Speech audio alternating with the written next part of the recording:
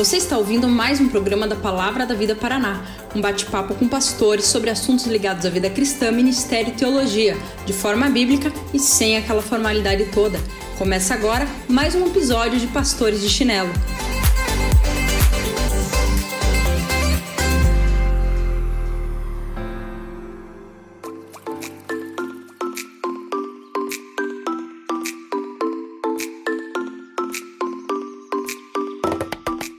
E aí, galera! Estamos aqui mais uma vez, Pastores de Chinelo, para trazer para você reflexões bíblicas, porém sem aquela formalidade toda, de maneira que todos possam entender. Esse é o nosso papel, esse é o nosso desafio. E eu quero dar um bem-vindo para você que está chegando primeira vez, está nos ouvindo ou até nos assistindo, porque a gente também está no YouTube, né? É possível que você esteja nos assistindo. Eu não sei em que plataforma você está. Se você está no YouTube, se você está no Spotify, se você está no Apple Music, se você está no Instagram. Mas eu quero dizer que você é bem-vindo. Bem-vindo. E eu quero pedir que você, aonde você está, você se engaje conosco, compartilhando, ativando o sininho, fazendo o que for possível para impulsionar esse nosso programa chamado Pastores de Chinelo. Então, por favor, a gente quer dizer que você é bem-vindo e pedir que você se engaje com a gente. Se você já é da casa, você sabe que o engajamento aqui, ele tem que rolar, porque você nos ajuda fazendo com que essa palavra que nós buscamos trazer para você, informal, mas séria, ela chegue ao máximo de pessoas possível. É muito bom estar com você. Hoje a gente está aqui para falar de um tema que é intrigante, um tema que nos instiga e um tema que eu diria o seguinte, tá no top 5 das perguntas que mais fazem a nós cristãos, confrontando a nossa fé. Pode escrever, tá no top 5. Quando alguém te pergunta sobre a sua fé, o tema de hoje tá no top 5. Qual é então o tema de hoje, sem enrolação? A mensagem da igreja não é ultrapassada? Você já ouviu isso de alguém? Alguém já te perguntou isso? Puxa, a Bíblia, ela se fundamenta... a igreja se fundamenta numa mensagem que é a Bíblia. Mas a Bíblia é um livro antigo. Pensa só comigo. Numa visão mais conservadora e ainda predominante, o primeiro livro da Bíblia foi escrito 1300 a.C. O último livro foi escrito no final do século I. A gente está falando de 2000 anos de história que já se foram, do último livro escrito até nós hoje. A gente está falando de uma coisa que ficou lá para trás. Será que isso é relevante hoje? Qual é? O mundo mudou tanto, o mundo é outro. A Bíblia é atual? Para conversar com a gente sobre isso, quem é que tá dos Pastores de Chinelo aqui com a gente? Fala aí, gente, tudo bem? Juninho, ou Evandro, né? Pastor aqui na Igreja de Batista Jardim Itamaraty. Tamo junto de novo para falar sobre esse tema aí que eu vou te falar, é de tirar os cabelos. Fala galera, Thiago Versilino por aqui. Hoje troquei de cadeira com o Renato, mas aí bom que nós três podemos conversar bastante. Vai ser um prazerzão trocar ideias sobre esse assunto.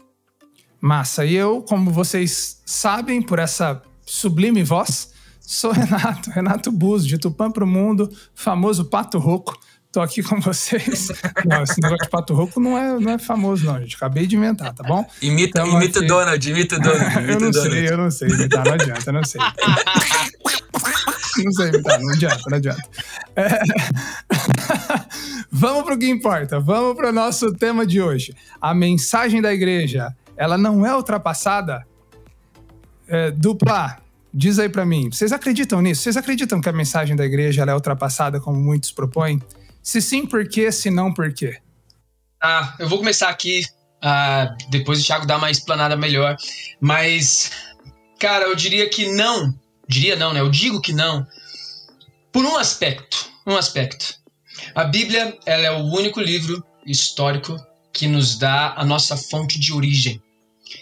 E sendo o único livro histórico que nos dá a fonte de origem, ela é o único livro que a gente pode recorrer para saber o propósito da nossa existência. Então isso faz um sentido muito grande para mim quando eu penso em como eu estou interpretando o mundo, como eu estou interpretando a minha vida, por que eu estou aqui e para onde eu estou indo. Então, se ela me traz essa fonte de existência, ela tem as respostas de como eu devo caminhar nessa existência toda que eu tenho aqui. Sabendo que, inclusive, o que a Bíblia vai pautar é que essa existência ela não está limitada agora, a este momento, né? Mas a gente tem uma expectativa muito maior, que é, de fato, viver na eternidade ao lado daquele que nos revelou isso através da palavra. Então, eu começaria por esse aspecto. Eu começaria pensando nisso. Ela não é ultrapassada, porque ela nos traz essa fonte, e, ao mesmo tempo, quem deixou essa fonte, nos trouxe essa fonte, de fato, nos revelou isso, é aquele que nos deu essa origem. Eu engataria aí na fala do Júnior, pensando no seguinte, a Bíblia também não se propõe a querer falar como seu alvo principal de nós, do ser humano, que vivemos uma sociedade que muda e tudo mais. A Bíblia é um relato para falar sobre o autor dela. E o autor dela é imutável. Quando a gente lê um livro como a Bíblia, que fala sobre verdades do Criador, verdades do próprio autor, ela continua sendo relevante por toda a eternidade. A própria Bíblia diz que no qual, né, Tiago 1,17, no qual não há sombra de variação nenhuma. Se nós pensarmos que a Bíblia é sobre nós, talvez quem escreveu não teria como falar sobre o nós hoje, porque ele falou do nós, seres humanos da época que foi escrita. Mas a Bíblia não se propõe a falar de nós. Ela se propõe a falar do Deus, autor da Bíblia, que se relaciona com a humanidade. E aí a forma de ele relacionar-se com a humanidade é expressa na palavra dele em diferentes culturas, em diferentes processos. E eu acho que por isso que não tem como a gente trabalhar com uma irrelevância da Bíblia nos dias atuais, porque o autor, o conteúdo da Bíblia continua eterno, fixo. E acho que foi aí. Massa. Não sei se a gente passaria por uma caminhada saindo um pouco da linha do próprio tema em si, né? Mas uma pergunta que valeria tanto a pena responder nesse momento seria: quem é Deus nesse sentido? Né? Quem é esse Deus da Bíblia que a gente está falando? Porque saber isso e ter esse entendimento, ele vai dizer tudo aquilo que você precisa saber sobre como ler a Bíblia. Boa. Então isso faz muito sentido nesse momento. Então a Bíblia é uma mensagem ultrapassada? Depende de que Deus você conhece. Pode falar, você vai me interromper e eu volto logo. E Júnior, que isso, mano, o cara tá...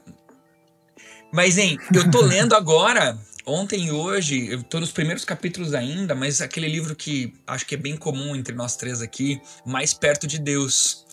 Conseguiu um exemplar dele. É top 1 do nosso saudosíssimo Carlos Oswaldo. E, cara, o primeiro capítulo do livro, ele vai falar exatamente sobre essa realidade de o Deus que você crê. Você que tá ouvindo a gente, você crê em um Deus. Sim. Se você crê em um Deus como a Bíblia diz que ele é, você tem um tipo de vida e um tipo de relacionamento com a palavra dele, com o mundo. Agora, se você crê em um Deus diferente, porque todos nós cremos em um Deus, resta saber se cremos num Deus que a Bíblia diz que é, ou um Deus que a Bíblia não diz que é. E isso impacta cada um de nós, seja no dia em que a Bíblia começou a ser escrita, seja nos dias de hoje. Se eu não conheço a Deus, isso tem um impacto direto na minha história, um impacto direto no meu dia a dia. E aonde eu conheço esse Deus? Na mensagem que não fica ultrapassada nunca, porque a mensagem é sobre esse Deus e é a palavra dele. Sabe o que é legal nisso? Detalhe aí? Pode falar, Júnior. Só um detalhe no que o Thiago falou. Nem todo mundo crê em Deus, mas filosoficamente a gente poderia falar que sim, porque se você não crê num Deus que a religião ou que alguma religião diz, você está se colocando nessa posição de Deus filosoficamente, né? Então é só para dar uma alinhada aí nesse ponto, mas só para parênteses, né? Fala aí, Renato. Cara, e dá uma cutucada que se você não crê em Deus nenhum, você é o Deus da sua própria vida. Exato. Não, muito legal isso que vocês estão colocando, porque isso faz com que a gente afirme de que a mensagem da igreja não é ultrapassada, porque a mensagem da igreja é a Bíblia. E a Bíblia é um livro que é sobre um Deus que é eterno e imutável. Se a Bíblia é um livro sobre um Deus que é eterno e imutável, A Bíblia ela vai estar sempre atual. Ela vai ser sempre útil, porque ela não é um livro sobre nós, ela é um livro sobre Deus. E isso é muito legal. E aí, dentro disso, esse livro que o Tiago citou, Mais Perto de Deus, apesar de ele ter mencionado o Carlos Oswaldo, nosso professor, que sempre falava desse livro, esse livro é do A.W. Tozer.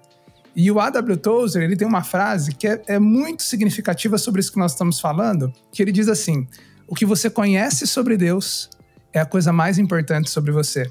E aí a gente entra nisso que o Júnior colocou, da Bíblia como a nossa origem, a nossa fonte de existência. Deixa eu dar mais uma frase do Tozer, que se pá a gente leu no mesmo livro. Ele diz assim: o tamanho da noção que nós temos de Deus necessariamente determinará a nossa qualidade de vida. Por que a Bíblia, então, dentro disso, ela não é ultrapassada? Porque ela é um livro sobre Deus, e quando nós conhecemos a Deus, nós conhecemos a essência de quem nós somos. E a essência de quem nós somos, ela é atemporal. A Bíblia é um livro que ensina quem Deus é e como a nossa existência só tem significado nele. Deus nos fez com uma identidade muito clara, Deus nos fez para vivermos uma perspectiva de vida muito clara, Deus nos deu um chamado muito claro que é viver para Ele. Então, quando nós conhecemos a Bíblia, nós conhecemos quem Deus é, logo nós nos identificamos nessa história, né? Então, não tem como ser ultrapassado, porque os tempos mudam, mas Deus não muda, logo o seu propósito para nós também não muda. O homem é o mesmo, ontem, hoje e sempre, né? E, inclusive, pensando nisso aí, porque também não é ultrapassado, né? A Bíblia não foi escrita para aquela cultura. Deus ele não se revelou somente para aquela cultura. Ele se revelou naquela cultura, mas essa revelação é a mesma revelação que revela quem Deus é, como ele se relacionou com aquela cultura para nós hoje. Então ele continua se revelando a nós hoje através de tudo isso que nós temos escrito na palavra. A Bíblia ela não se trata da época em que foi escrito, mas de quem escreveu para todas as épocas, né? Então isso faz toda a diferença. O tema principal da Bíblia, que é a salvação do ser humano. Exato. A redenção dele. Né? A redenção. O tema salvação, o tema redenção, ele exige que todo homem, em todo tempo, em todo momento, responda sobre ele. Porque o que você entende sobre essa redenção vai dizer muito sobre quem você é. Então, a Bíblia é um livro que fala como o homem pode se relacionar com Deus. E isso que é o legal, independente do tempo em que ele viva. Porque a Bíblia é um livro que nos ensina a conhecer a Deus, a conhecer a nós mesmos e conhecer a vontade de Deus. Por isso que a gente precisa citar 2 Timóteo 3,16. Textinho básico para nós, né? Toda a Escritura é inspirada por Deus. Útil para o ensino, para a repreensão e assim vai. Ela é útil para tudo, para nos corrigir, para nos ensinar, para nos exortar. Porque ela é apta, né? Ela é útil para tornar o homem apto, o homem de Deus apto para toda boa obra. E eu sei que a função do Renato hoje, mas o cara faz isso toda hora e fica... Eu quero dar uma de host aqui, embalar e ficar emendando os assuntos, mas claramente essa questão da Bíblia é inspirada por Deus e nós trabalhamos sobre a necessidade de conhecer a Deus, quem Deus é, a maneira como se relaciona com a humanidade, que ao duvidarmos da relevância da Bíblia nos dias atuais, duvidamos da relevância de Deus nos dias atuais. Porque toda dúvida que suscitamos às Escrituras, toda dúvida que suscitamos à Bíblia, nós levantamos essa mesma dúvida ao autor das Escrituras. Embora exista todo um compreendimento dos autores humanos que tiveram cada livro bíblico, as características individuais de cada autor, mas eles não fizeram isso sem a condução do Espírito Santo, sem a condução de Deus para que esse processo acontecesse. Toda dúvida sobre a Escritura e a relevância dela acaba sendo uma dúvida sobre o próprio Deus. Perfeito. Então, beleza. Cara, eu gostei desse alicerce que a gente colocou. Achei que ficou claro. Se você que tá ouvindo a gente não entendeu, para e volta tudo, escuta tudo de novo, porque tudo que a gente vai conversar tem o seu coração nisso que a gente colocou aqui, gente. Acho que tá bem explicado. Vamos, então, lidar com aquilo que a gente, de maneira prática, precisa enfrentar de maior, assim, afronta em relação à fé. Tá bom. A gente já entendeu, a gente já pontuou aqui que a Bíblia não é ultrapassada, porque ela é sobre um Deus que é eterno e atual. Como nós lidamos, então, com temas que a Bíblia trata no seu tempo e espaço, que mudaram tanto hoje? Como que a gente lida com temas que, em épocas que foram escritos, esses temas eles mudaram muito? A gente pode citar aí a escravidão, a homossexualidade, o papel da mulher. A gente vive dias tão diferentes do que eram os tempos bíblicos. Como é que a gente lida com esses assuntos assim? O que a gente tem que aplicar para hoje, o que não tem? Como é que a gente faz isso? Tá clara a pergunta? Eu quero dar uma introdução nessa pergunta aí, Thiago. Introdução não, né? Uma introdução à resposta dessa pergunta. Tá clara a pergunta? Tá clara? Tá sim. A gente tem uma mulher na história chamada Simone de Beauvoir, né? Acho que é assim que se fala, pelo menos o nome dela. Ela escreveu um livro chamado O Segundo Sexo. E nesse livro ela falou uma coisinha que diz o seguinte: ninguém nasce mulher ou torna-se mulher. Nenhum destino biológico, psíquico, econômico define a forma que a fêmea humana assume no seio da sociedade. É o conjunto da civilização que elabora esse produto intermediário entre o macho e o castrado, que qualificam o feminino. Por que eu estou usando essa frasezinha dela aqui? Por que eu acho que ela é importante para essa resposta aqui, para essa pergunta que o Renato fez? Para o nosso mundão e para a nossa sociedade, para o tempo que a gente vem vivendo, nós somos definidos a partir da sociedade, a partir de conjuntos de valores da nossa comunidade, a partir da elaboração de uma sociedade, de uma comunidade como um todo. E nós somos frutos disso, nós somos definidos a partir disso. Então esse é um ponto que ele é muito distinto do cristianismo, ele é muito distinto do que a gente está conversando aqui.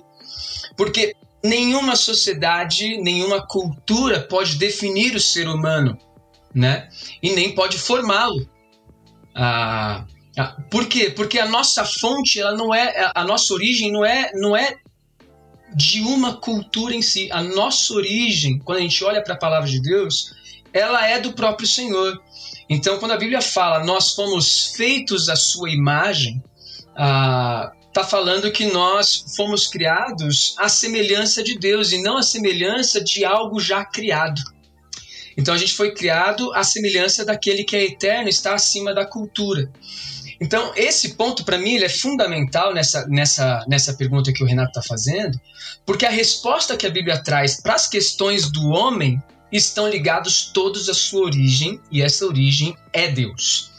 Mas isso foi há não sei quantos mil anos atrás, sei lá, 10 mil anos atrás, isso foi, qualquer coisa que seja desse tipo. Independente disso, a questão é que essa imagem e semelhança, ela foi espalhada, ela foi multiplicada, e nós somos essa imagem e semelhança, ainda que estejamos muito distantes de ser aquilo que Deus é, ou ter a perfeição de quem Deus é. Então, esse ponto introdutório para mim faz toda a diferença. Nós não somos frutos de uma sociedade, nós não somos originados por uma cultura, nós somos de alguma maneira influenciados por ela, mas elas não definem quem nós somos. E isso é o que a Bíblia vai trazer. Então, por isso que eu vou dizer assim, quando a gente vai falar sobre ideologia de gênero, quando a gente vai falar sobre escravidão, quando a gente vai falar sobre homoafetividade, ou o papel da mulher, ou o próprio machismo, quando a gente vai falar sobre todas essas questões, todas elas partem dessa fonte, dessa origem, desse início nosso, que parte da própria pessoa de Deus. Deixa eu só colocar uma frase aqui legal sobre isso, que é da Caroline Mahoney. Uma frase muito legal, uma autora bíblica conservadora. Ela diz o seguinte, endossa muito isso que o Júnior colocou. Ela fala assim, e ela tá falando sobre essa tensão da feminilidade, Bíblia. Ela fala assim, não olhamos para nossa cultura a fim de achar nossa identidade feminina. Não consultamos nossos sentimentos para descobrir o nosso propósito. Tudo o que somos e tudo o que devemos fazer está enraizado em Deus. Somos intencional e propositadamente criadas, no caso mulheres, né? Somos a determinação planejada e pré-ordenada de um Deus todo sábio, todo poderoso e todo amoroso. Legal, né? A nossa origem é a fonte da nossa definição, Renato. Né?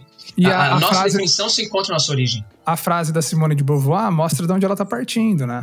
A leitura que ela tem antropológica da coisa, que difere a cosmovisão dela, né? Exatamente. Tá bom, isso é uma boa introdução para a resposta, mas ainda não é a resposta. Exato. Quero mais clareza aí. A gente traz, Renato, aquilo que a gente também já citou no começo, não quero ser repetitivo, mas uma maneira mais prática de olhar para aquilo que a gente já falou sobre o Deus da Escritura e tudo mais, que é o seguinte: se nós talvez olharmos para cada lugar que aparecem esses temas mais espinhosos, que a gente tem mais dificuldade de transpor as épocas na hora de fazermos a leitura, se nós falarmos que a Bíblia está com a intenção de falar diretamente desses assuntos, talvez a gente encontre alguns desses problemas de transpor os conteúdos. Agora, se nós lembrarmos que já falamos que é a maneira como Deus vê, e esse Deus não muda, como Deus se relaciona com esses assuntos, daí fica mais fácil de a gente entender que o conceito, o princípio que existia na hora de tratar esses assuntos, ele é transportado para os dias de hoje. Não é sobre o assunto em específico em si, mas sobre como Deus se relaciona com o assunto, o que Deus quis sobre esse assunto. Talvez usar um exemplo infantil aqui, né? Em que até em alguns outros episódios a gente já citou, né?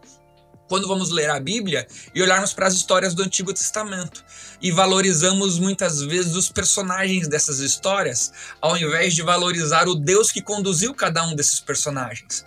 Não é ser forte e corajoso como Sansão, mas é ser santo como o Deus que exigiu a santidade de Sansão.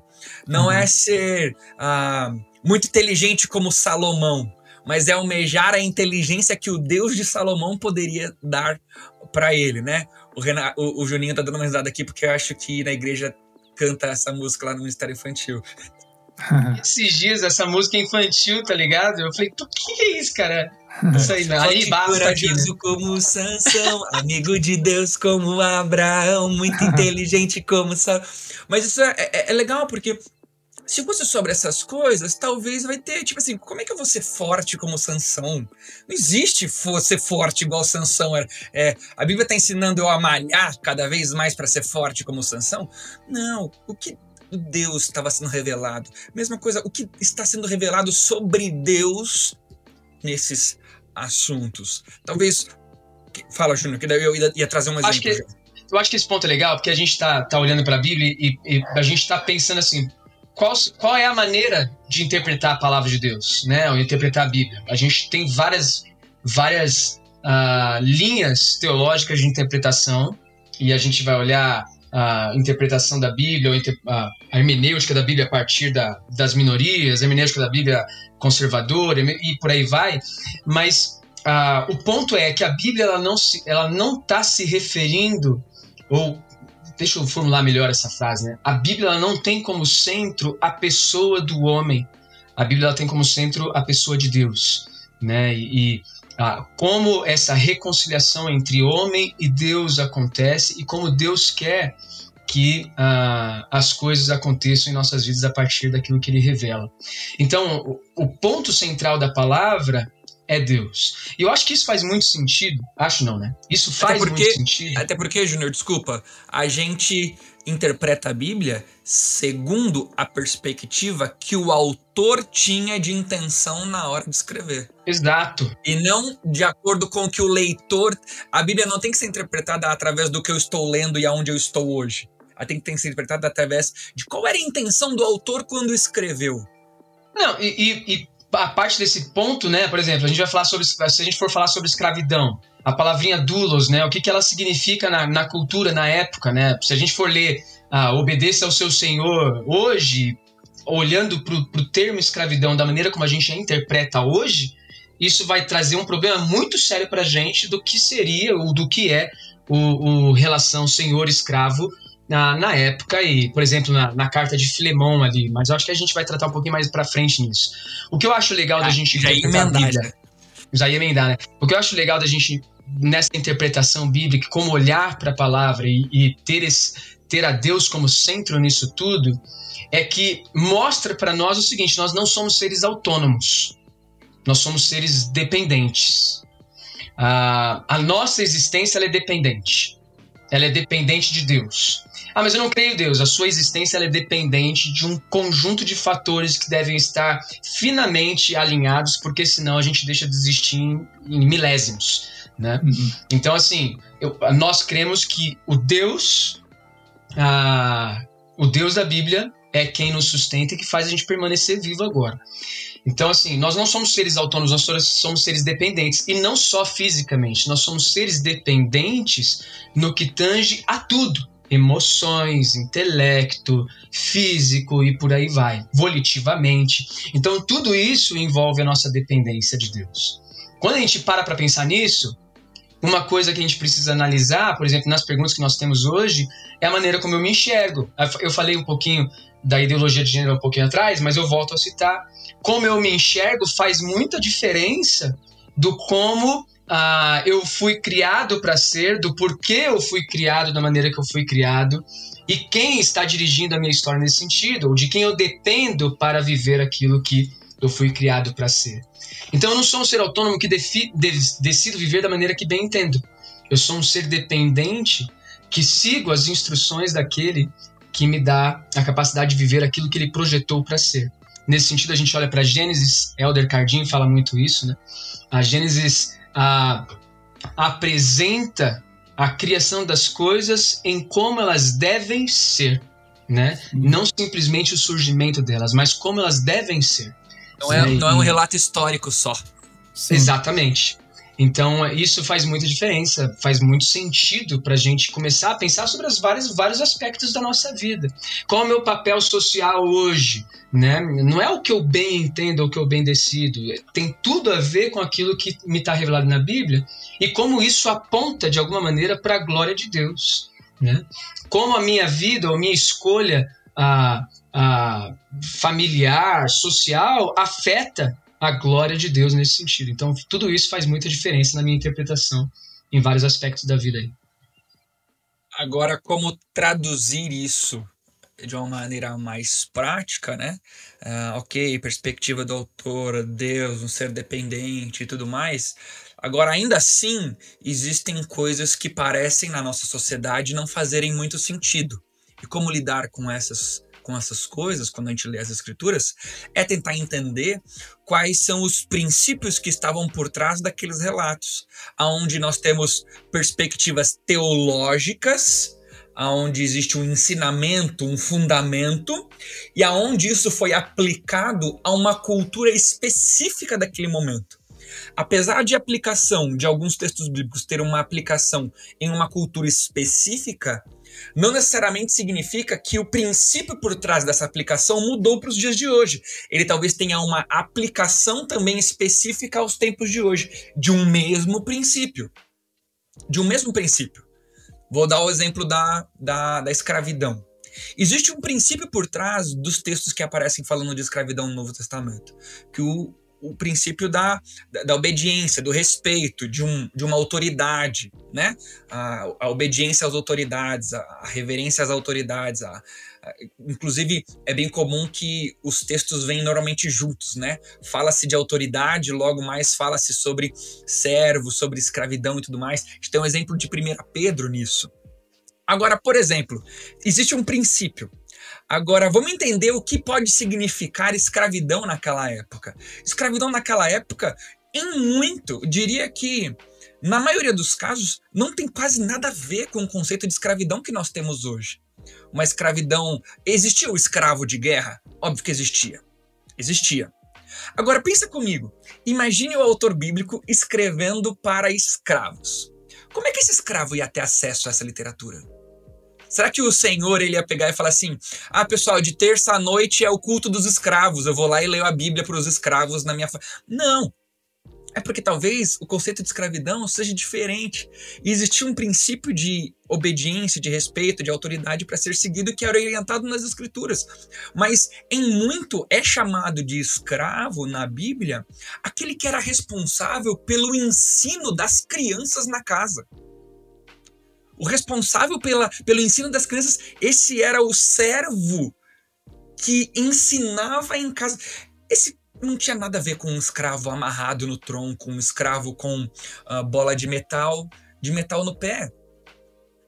O escravo, ele tem muito mais a ver com esse servo, e não tanto com a gente vê hoje de escravo. Ou seja, pensa, o princípio de obediência a lideranças, a respeito às autoridades, é um princípio que se comunica com os dias de hoje. Embora a aplicação do conceito, naquela época existiam escravos de guerra, escravos que trabalhavam em casa, os servos, que às vezes é usada a palavra escravos para servos e tudo mais, a aplicação se torna diferente de um mesmo princípio. E a gente vai falar isso, talvez com certeza vocês têm outros exemplos, né, para outros assuntos, né? O que se entendia sobre aquele princípio naquela época e a aplicação naquela cultura, e o mesmo princípio hoje, a aplicação em outra cultura. Eu penso que, posto isso que vocês têm colocado, é muito importante a gente, então, deixar claro para o pessoal que a gente tem que saber discernir na Bíblia o que é um princípio teológico do que é um princípio cultural da época, e o autor está fazendo a teologia aplicando aquela cultura. Vou dar um exemplo para você. Então, vamos lá. Discernir o princípio teológico do cultural. Quando a Bíblia fala sobre a homossexualidade, ou quando ela fala sobre a heterossexualidade e ela aponta a homossexualidade como um pecado, a gente vê isso como um valor teológico. Por que isso é um princípio teológico? Porque esse princípio ele é repetido de Gênesis a Apocalipse. Se você ler a sua Bíblia de Gênesis a Apocalipse, você vai encontrar a heterossexualidade como desejo de Deus, macho e fêmea. E você vai ver que em momentos diferentes da história, há uma luta do autor bíblico, do povo de Deus, para que a vontade de Deus prevaleça nesse sentido. Isso não muda, isso é um valor teológico. Ele é de Gênesis a Apocalipse. Quando você olha, por exemplo, para o papel da mulher, você vê que existe o princípio teológico de que homem e mulher foram criados à imagem de Deus. E isso faz com que os dois sejam iguais diante de Deus e dignos por pertencerem à natureza de Deus, à imagem de Deus, né? Porém, quando você olha na história da revelação de Gênesis e Apocalipse, o papel da mulher na sociedade, ele vai mudando. Ele muda. A mulher do Antigo Testamento, ela é considerada pelo judeu muitas vezes inferior a um cachorro. No Novo Testamento, Jesus vem e vai tomar água no poço, no deserto em Samaria, com a mulher samaritana. Percebe o que eu estou querendo dizer? Existe o princípio teológico de quando o assunto de Gênesis a Apocalipse, ele é intocável. Ele é intocável. Isso aqui é teológico. Isso aqui a gente não pode negociar. Agora, quando é um valor cultural, você vê que ele muda ao longo do tempo, mas ele também tem um fundamento que o sustenta. Por exemplo, quando Paulo está falando sobre o papel da mulher em 1 Coríntios, ele fala em 1 Coríntios capítulo 11, se eu não me engano, que a mulher que fala tem que falar com a cabeça coberta. Aí logo depois, em 1 Coríntios ainda, ou para Timóteo, na igreja de Éfeso, ele fala que a mulher tem que aprender em silêncio. Pô, que Paulo contraditório é esse, entendeu? Se ela tem que falar ou ela tem que ficar quieta? Percebe? Aquilo é cultural. E dentro de uma mesma época, em contextos diferentes, ele está aplicando diferente. Mas é interessante que em 1 Coríntios 11, ele ensina pra gente que o que está em questão é homem e mulher são iguais diante de Deus, assim como Cristo e Deus são iguais, mas existem funções diferentes, assim como entre Deus e Jesus. É esse o argumento de Paulo em 1 Coríntios 11. Há funções diferentes entre homem e mulher. E precisa ser respeitado o fato de que o homem foi feito para tomar a frente de algumas responsabilidades e a mulher caminha ao lado dele nesse sentido. Eu estou falando sobre essa relação da igreja. Então, vocês estão entendendo a diferença entre princípio teológico, Gênesis e Apocalipse, ele é imutável, não negociamos, e princípio cultural, a escravidão. O que Gálatas capítulo 3, versículos 26 a 28 ensinam pra gente? Que em Cristo não há judeu nem grego, não há escravo nem livre, não há homem nem mulher, porque todos são um em Cristo. Nós somos iguais, a nossa dignidade é a mesma.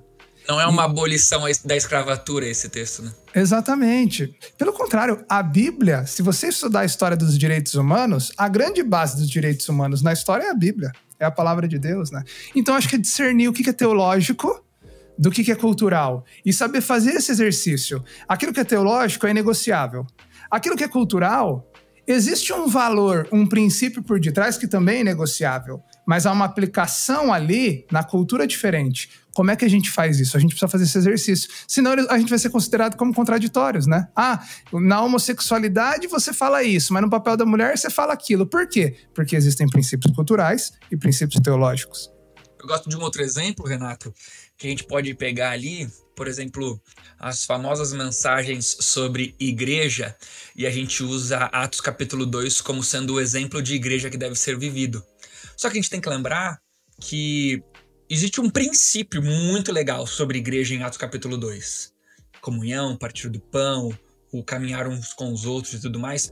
Mas se a gente pega o desenvolvimento de Atos, vão se encontrar outras igrejas já. Igrejas diferentes. O padrão estabelecido de igreja não é igreja de Atos 2. Porque a igreja de Atos 2 não tinha nem liderança constituída. Mas após as viagens, após as cartas, a gente vai perceber um outro arranjo, um outro formato, um desenvolvimento do que é ser igreja. De novo, existem princípios em todos os textos sobre igreja, quando nós usamos igreja no Novo Testamento. Mas existem características culturais, características de cada tempo e de cada igreja que não devem ser transportadas para hoje, porque eram características daquele tempo.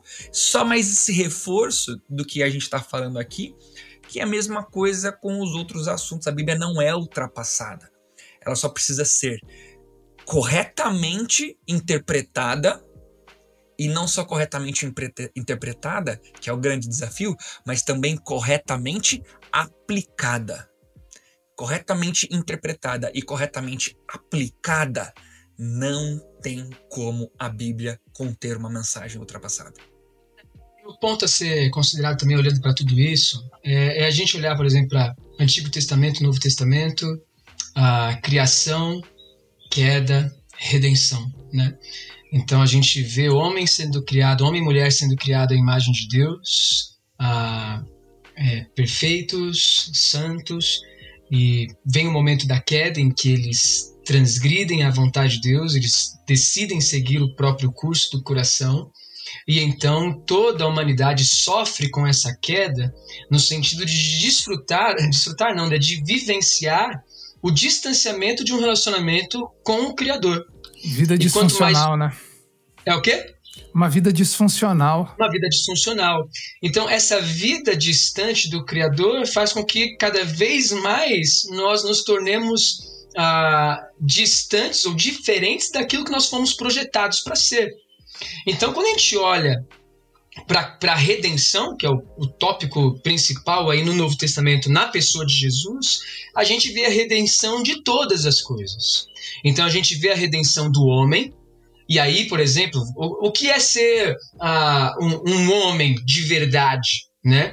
A gente não pode ter como parâmetro a nossa cultura para ser um homem de verdade. Homem de verdade é aquele cara que é agressivo. Homem de verdade é aquele que brinca com arma.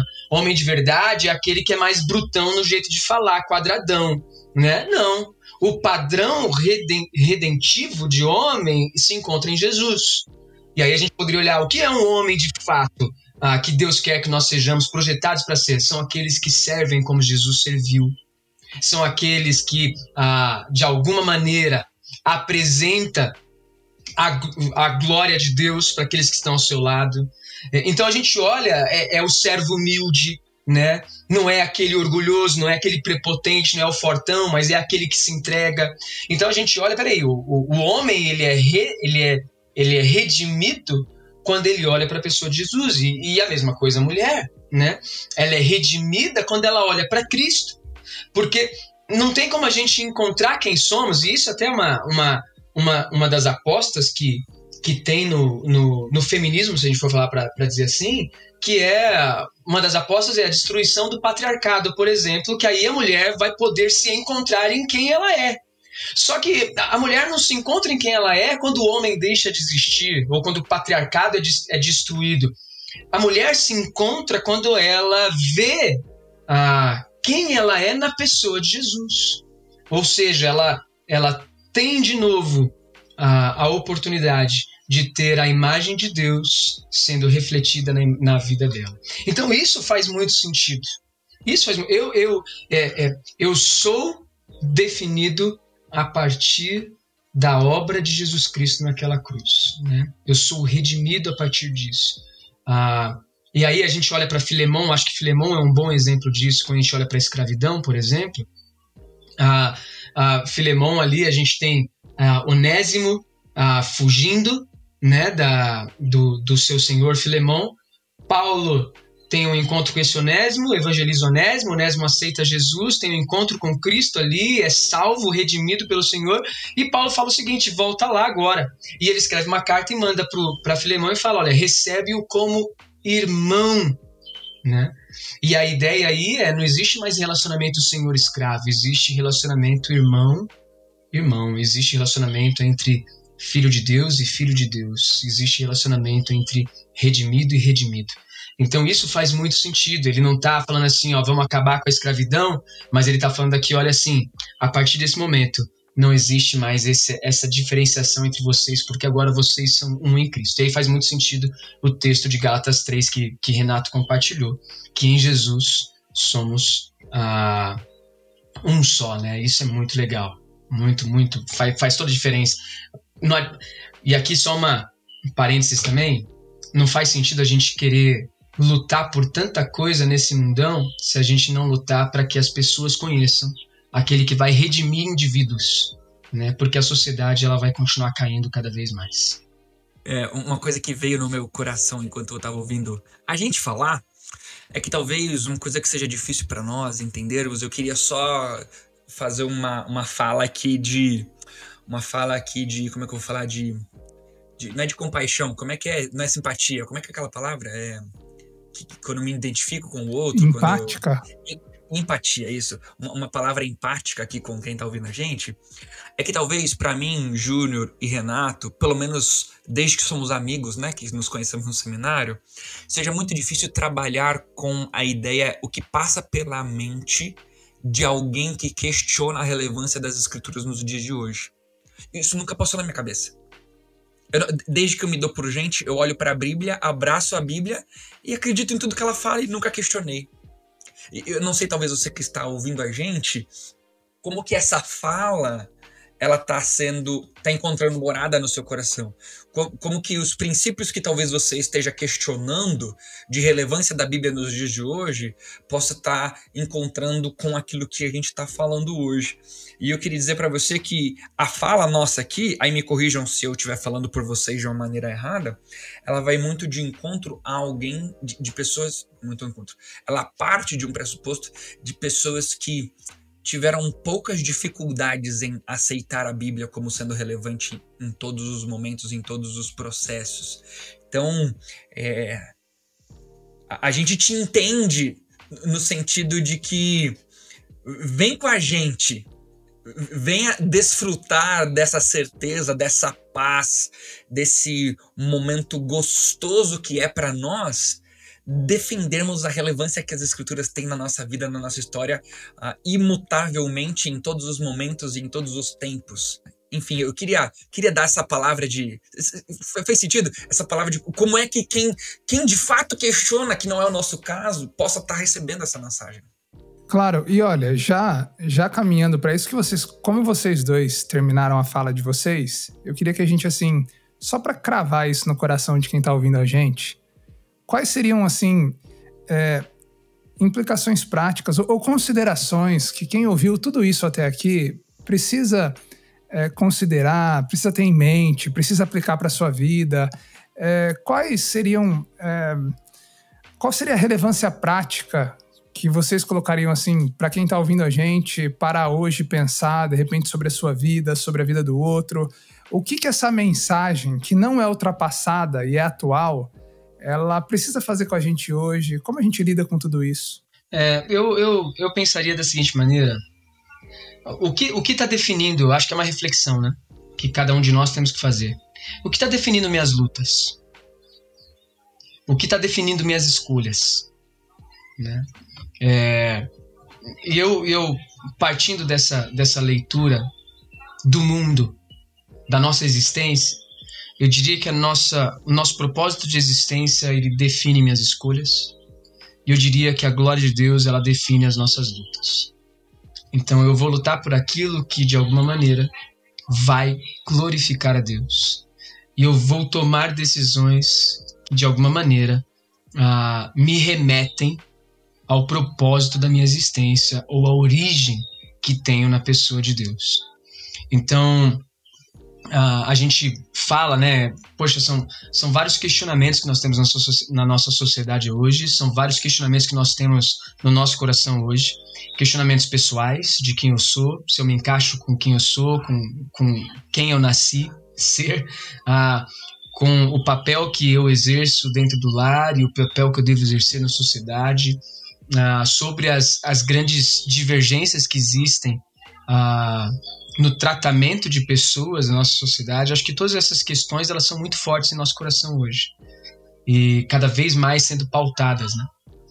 E a minha questão, acho que vale a pena refletir sobre isso, é o que tem definido as minhas lutas, ou por que eu tenho trilhado o que eu trilho hoje, né? Se de alguma maneira isso só estiver se referindo a mim ou a quem está do meu lado, eu acho que vale a reflexão. A gente pode estar caminhando por um caminho errado, trilhando um caminho errado. Agora, se eu olhar e perceber que de alguma maneira isso está me remetendo à minha origem, àquele que me criou, ou à glória deste Senhor, então eu continuaria caminhando para essas decisões que eu tenho a tomar e essas lutas que eu tenho a enfrentar. Mas é uma reflexão. Fala, Renato.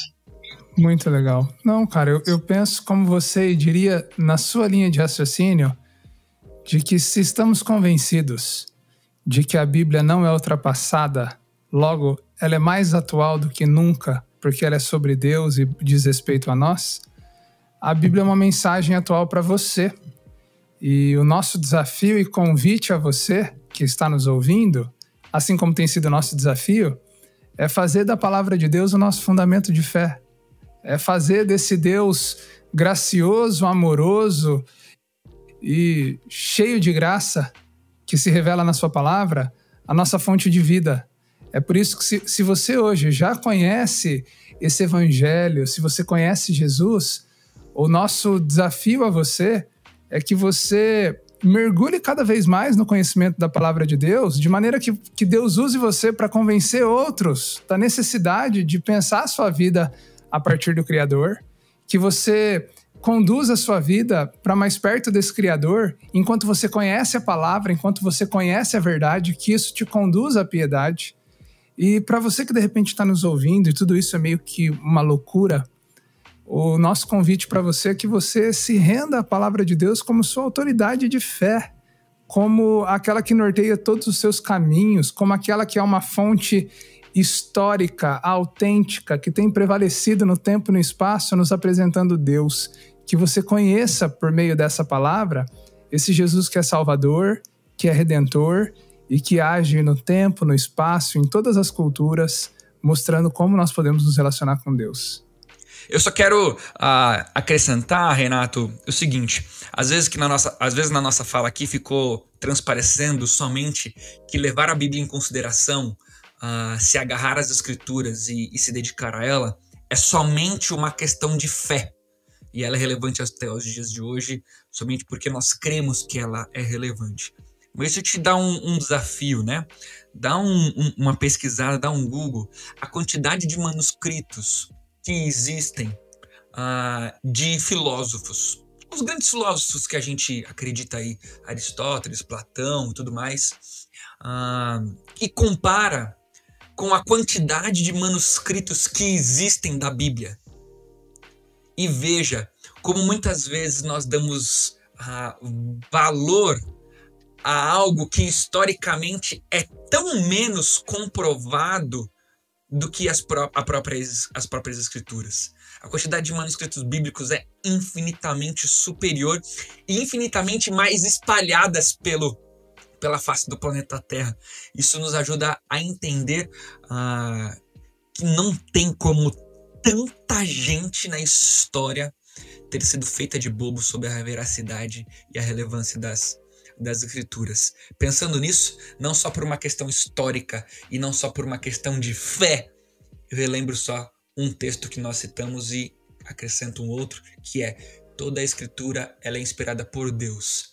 Se você não quer duvidar do autor das escrituras, confie nela como sendo relevante e útil para tornar você plenamente apto para qualquer atividade que você precisa exercer no cristianismo. E segundo, queria lembrar do texto de 2 Pedro 1,3, né?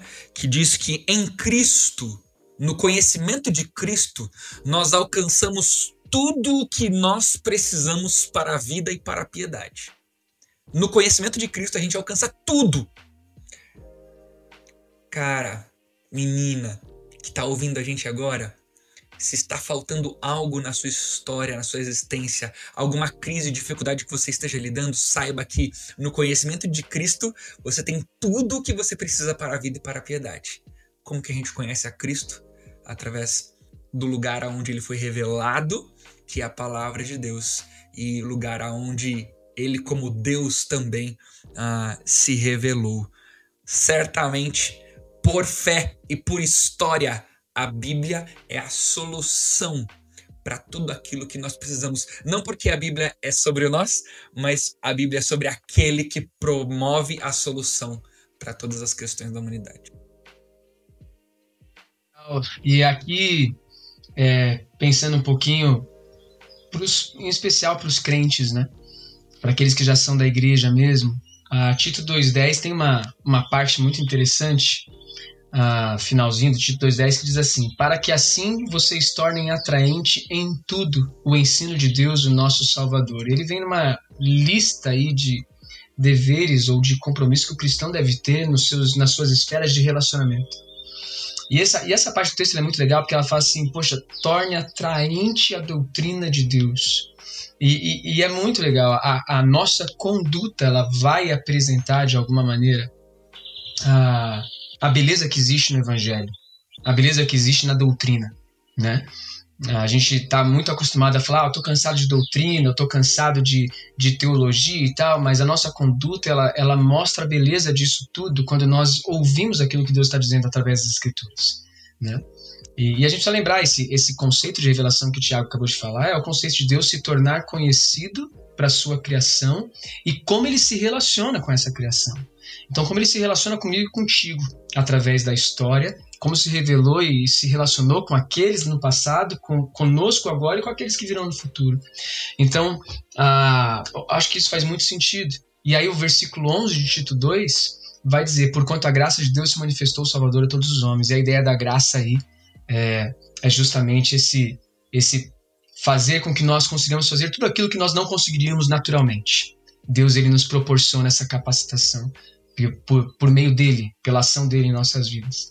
Então, as nossas decisões, as nossas vontades, os nossos sonhos, as nossas lutas, elas devem passar por esse crivo de tornar atraente a doutrina de Deus que nos é revelada, que nos foi dada através da palavra.